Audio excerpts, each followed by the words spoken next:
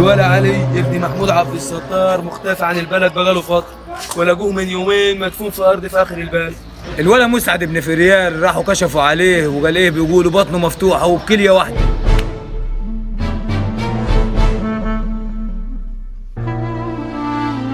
أنا مانيش عارف إيه اللي بيحصل في البلد دي.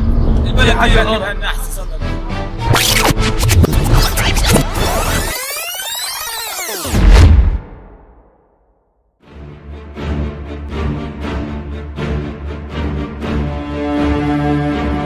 يلا يالا يلا، انا رايحك من الارض دي اللي هتاخد خبرك يالا. افهم بقى، انا مش عايز الارض دي تقتلها. الا بقى انت عارف ان الطفل المصري ده اذكى طفل في العالم.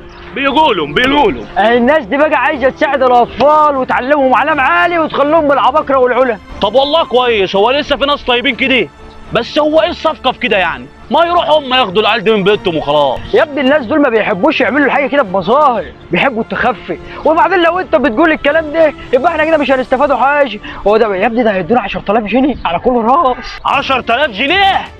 ليه؟ يا عم هو اكل وبحلقه؟ على رايك نسترزقوا، بصراحه هي مصلحه كويسه، بس انا مش مطمن لحوار ال 10,000 جنيه ده. يلا اطمن يالا، خلينا نقلع العبايات ديت بقى ونجيب هدمتين نضاف. ايوه صح، انا اول حاجه اعملها اشتري بنطلون جينز. اسمه بنطلون جينز يا غبي. خالد يا خالد، ها هي فين؟ لا مفيش. اقول لك ايه؟ ايه؟ يلا بينا.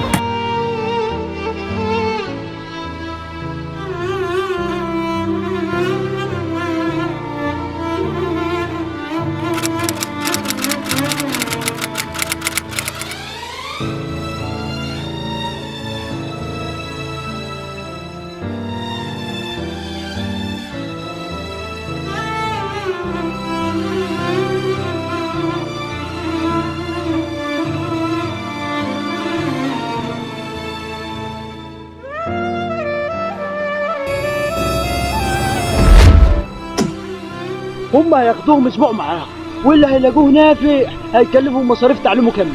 اي ما في عيال مخاطخين فعلا، بس في شرط، هم طالبين مننا ان العيال دي تروح لهم متخدره. متخدره؟ وده ليه ان شاء الله؟ يا عم الناس دي ما بتحبش المظاهر، يخافوا عيل كده ولا كده يقول كلمه كده ولا كده الثواب هيروح. ايوه صح، ايوه. وبعدين ما تنساش ده احنا هناخد على كل طفل 10,000 جنيه. يلا بينا عشان نلحق نشتغل. يلا.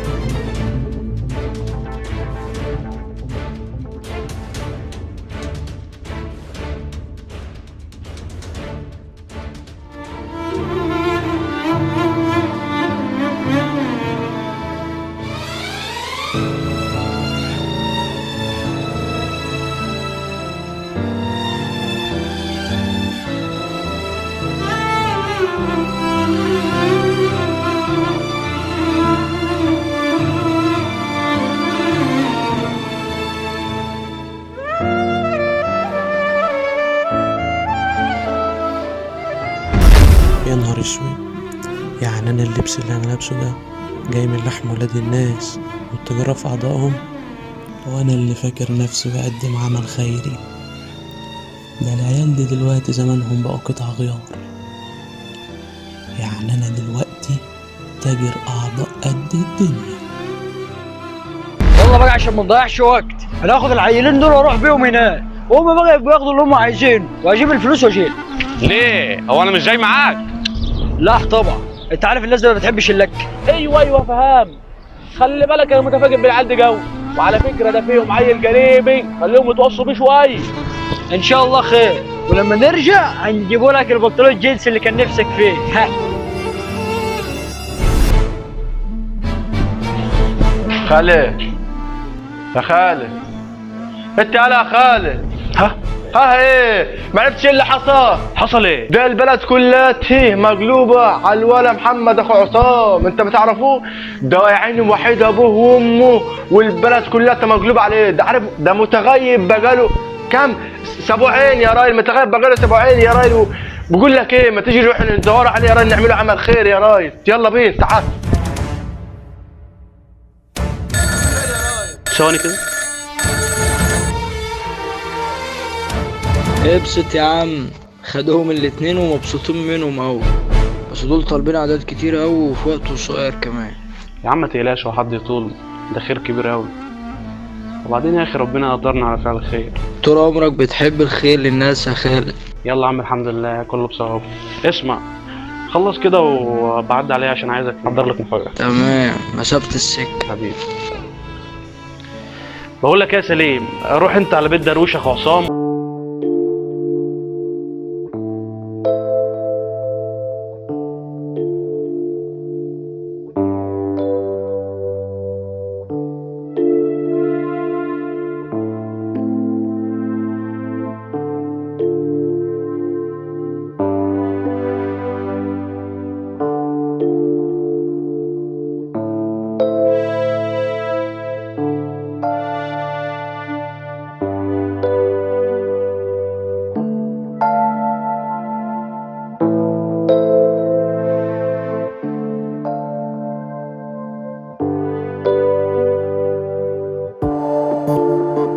ناس على حرق قلوب ابهات وامهات على ضناها.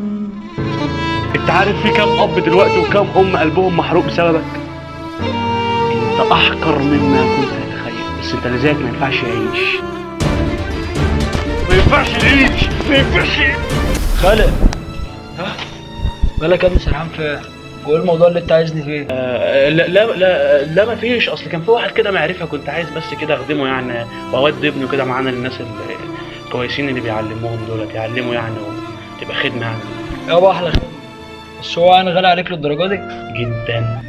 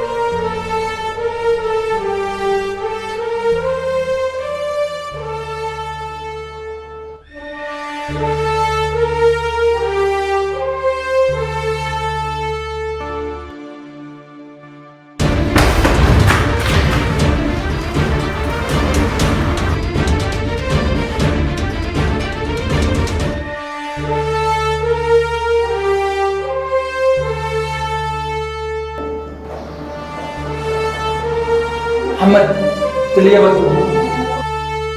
جاي اشوف السرخانه اللي انتوا عاملينها، بس تعرف ما كنتش مستغربها منك عايز، لان طول عمرك كلب فلوس. وفين الكلب التاني هو كمان؟ بس كله ابحاث، كله ابحاث. تصدق يا اخي ان انا اول مره اعرف ان في حاجه اسمها بالظبط بني ادمين. وانت يا دكتور يتمت كام اب؟ حرقت قلب كام ام على ضناها؟ هو احنا الدرجات دي مش فارق معاكم؟ انتوا اللي زيكم يعيش ليه؟ بيعمل فايدة ايه؟ واحنا اللي زينا مضايقكم فين؟ وجودنا مزعلكوا ليه؟ احنا بناكلكم. هل احنا بنشرب من شربكم؟ ولا لو ما مشيتش من هنا هقتلك. يا هو احنا لسه هنموت؟ مش ابنكم اصلا ولا حاجه.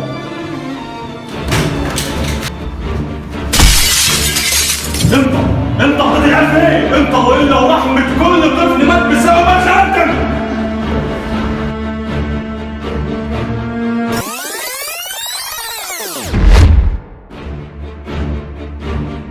الكلام ابتدى يكتر ورهتنا لو طلعت هنتكشف، وانا قلت لكم الاول العيال دي ما ينفعش ترجع لاهاليها.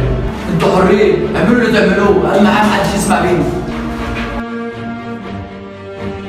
الدكتور هيخلص وهتاخد العيال دي تدفنها في اي حته بعيد عن هنا. وانت يا دكتور خد اللي انت عايزه، لو لسه ما يسرح فات رجلي مفصل ايه، خد اللي انت عايزه كله.